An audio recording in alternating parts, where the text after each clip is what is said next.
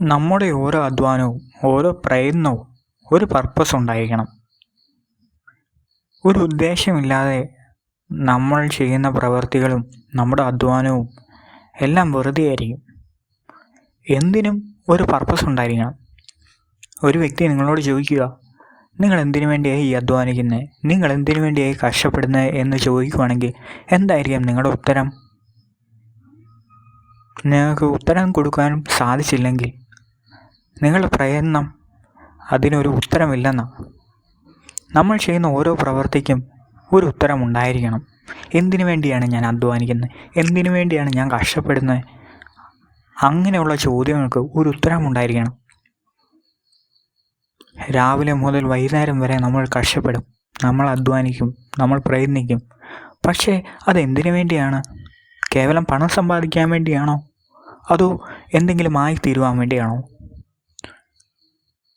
നമ്മുടെ ജീവിതത്തിൽ നമ്മൾ എന്തെങ്കിലും ആയിത്തീരണം.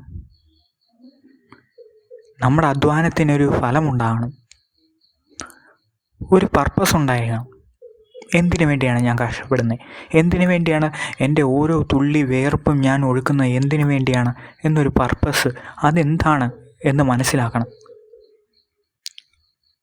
നമ്മുടെ ജീവൻ വിലപ്പെട്ടതാണ്, നമ്മുടെ അധ്വാനം വിലപ്പെട്ടതാണ്.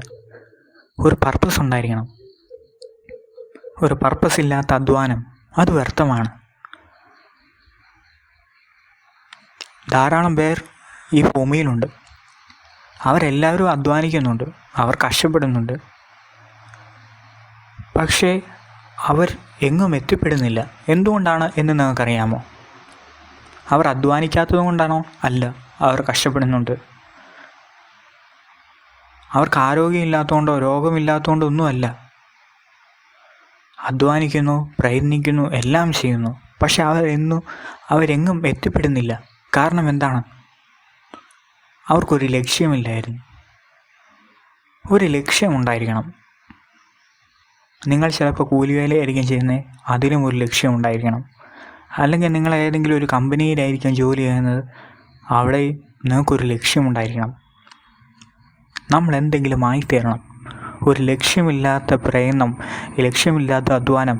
ചിലപ്പോൾ നിങ്ങൾ 24 മണിക്കൂറും നിങ്ങൾ ജോലി ചെയ്യുന്നുണ്ടായിരിക്കാം. പക്ഷേ നിങ്ങൾക്കൊരു ലക്ഷ്യമില്ലെങ്കിൽ, ഒരു പർപ്പസ് ഇല്ലെങ്കിൽ നമ്മുടെ അധ്വാനവും എല്ലാം വ്യർത്ഥമാണ്. ജീവിതത്തിൽ ഒരു പർപ്പസ് ഉണ്ടായിരിക്കണം. ഓരോ വേർപ്പിനും ഒരു പർപ്പസ് ഉണ്ടായിരിക്കട്ടെ.